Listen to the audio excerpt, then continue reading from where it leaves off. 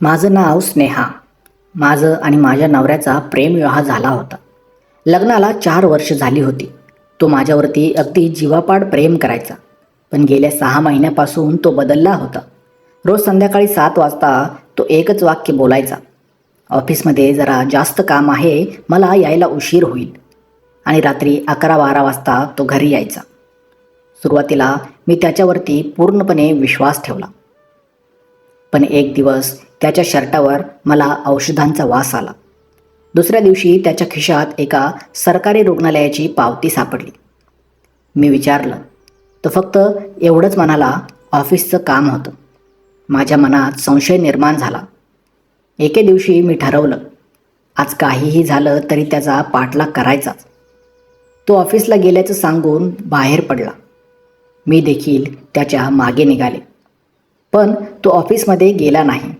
सरळ शहराच्या बाहेर असलेल्या कॅन्सर हॉस्पिटलमध्ये तो गेला. मी लपून त्याच्या मागे आतमध्ये गेले आणि काचेच्या दारातून जे पाहिलं ते पाहून माझ्या पायाखालची जमीन सरकली. माझे हात थरथरत होते. मी हळूच काचेच्या दाराजवळ जाऊन आत डोकावलं आणि माझ्या डोळ्यावरती विश्वास बसत नव्हता. माझा नवरा एका बेडजवळ बसला होता. त्या बेडवर जवळपास 60 वर्षांची एक महिला झोपली होती. तिच्या हातात सलाईन होती आणि माझा नवरा तिचा हात हातात घेऊन शांतपणे म्हणत होता, आई, अजून काही दिवसांचा त्रास आहे, मग सगळं ठीक होईल आई. आई, माझ्या तोंडून नकळत शब्द बाहेर पडले. मी तर त्याच्या आईला ओळखत होते. त्या आमच्या गावी राहत होत्या. मग ही महिला कोण? मी आणखी गोंधळले. इतक्यात डॉक्टर आले. डॉक्टर म्हणाले, रोहन, उपचार व्यवस्थित सुरू आहेत, पण पुढच्या आठवड्यात ऑपरेशन करावं लागेल आणि त्यासाठी 5 लाख रुपये लागतील. रोहनने एक क्षणही विचार न करता उत्तर दिलं की डॉक्टर, पैसे मीच जमावतो, फक्त उपचार थांबवू नका. डॉक्टर निघून गेले. मी मात्र तिथेच स्तब्ध उभी होते. घरात गेल्या काही महिन्यापासून तो खर्च कमी का करत होता? माझ्या वाढदिवसाला भेट का दिली नव्हती? नवीन गाडी घेण्याचा विषय का टाळत होता?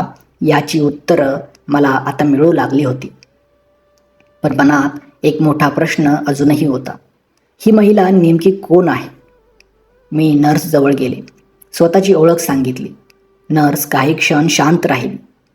मग ती म्हणाली, मॅडम, तुमच्या नवऱ्याने तुम्हाला अजून काहीच सांगितलं नाही का? मी डोळ्यात पाणी आणून नाही म्हणाले. नर्सने एक दीर्घ श्वास घेतला आणि म्हणाली, ही महिला तुमच्या नवऱ्याची जन्मदात्री आई नाही. पण लहानपणी जेव्हा त्याचे आईवडील अपघातात गेले तेव्हा हीच महिलेनं त्याला स्वतःच्या मुलासारखं वाढवलं. माझ्या डोळ्यामध्ये अश्रू आले. नर्स पुढे म्हणाली, त्यांनी कधीही त्याच्याकडून काही मागितलं नाही, पण आज त्या कॅन्सरशी लढत आहेत आणि तुमचा नवरा स्वतःचं घर गहाण ठेवून त्यांचा जीव वाचवण्याचा प्रयत्न करत आहे. हे ऐकताच माझ्या पायाखालची जमीन सरकली. घर गहाण? रोहनने मला याबद्दल एक शब्दही कधी सांगितला नव्हता. मी स्वतःशी पुटपुटले, त्याने माझ्यापासून इतकं मोठं सत्य का लपवलं? इतक्यात रोहनच्या फोनवर बँकेचा कॉल आला. त्याच्या चेहऱ्यावरचं हसू एका क्षणामध्ये गायब झालं. तो फक्त एवढंच म्हणाला, काय, कर्ज मंजूर झालं नाही? हे ऐकताच त्याच्या डोळ्यात प्रथम मी असहाय्यपणा पाहिला आणि मला जाणवलं, आता जर काही केलं नाही तर तो आतून पूर्णपणे तुटून जाईल.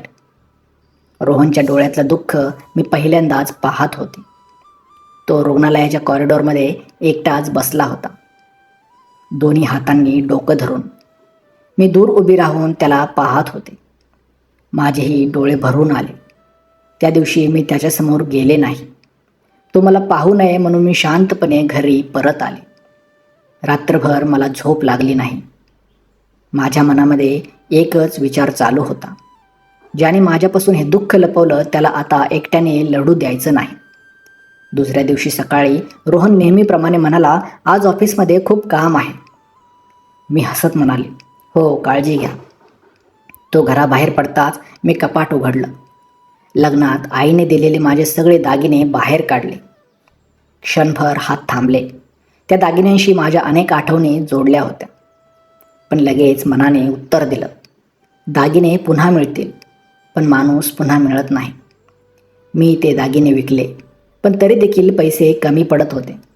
मी माझ्या नावाची FD मोडली, काही बचत देखील जोडली आणि दुपारपर्यंत ऑपरेशनसाठी लागणारी जवळपास संपूर्ण रक्कम जमवली.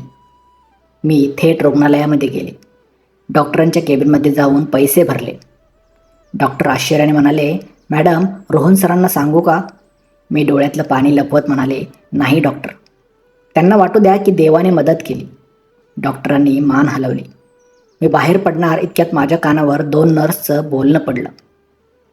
एक नर्स म्हणाली, रोहन सर आज सकाळी रक्तदान करून गेले. दुसरी म्हणाली, रक्तदानच नाही तर ऑपरेशनसाठी पैसे मिळावेत म्हणून त्यांनी स्वतःची आवडती मोटरसायकल देखील विकली. हे ऐकताच माझ्या डोळ्यातून अश्रू थांबेना.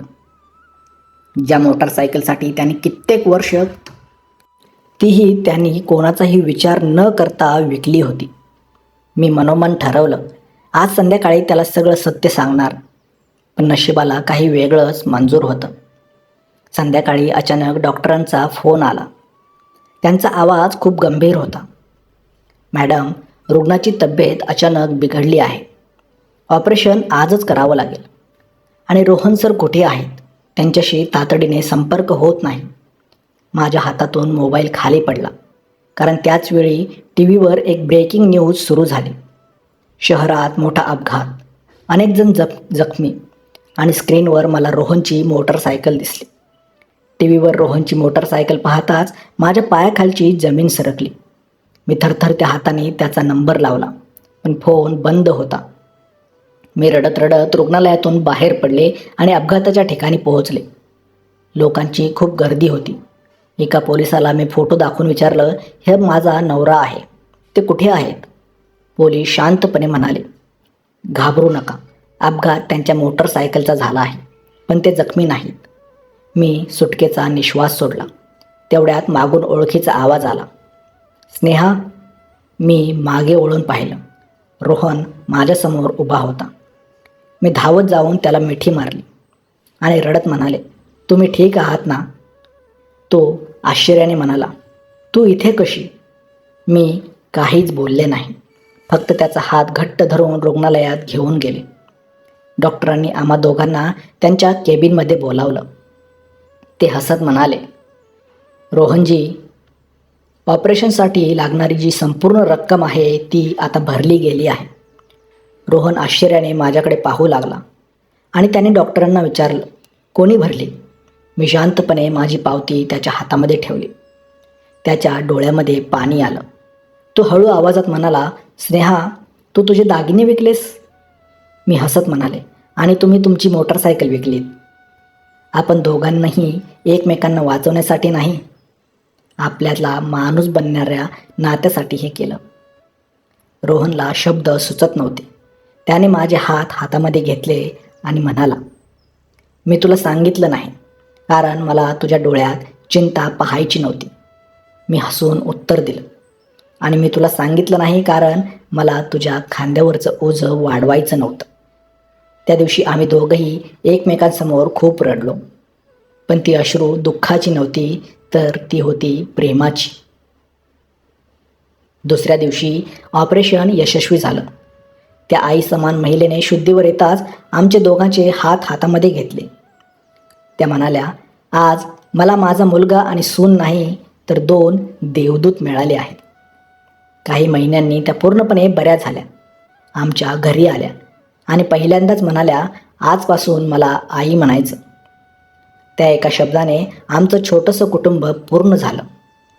त्या दिवशी मला समजलं, खरं वैवाहिक प्रेम म्हणजे एकमेकापासून काही लपवणं नाही, तर एकमेकांना दुःखापासून वाचवण्यासाठी स्वतःचं सुखही हसत हसत त्याग करणं आहे.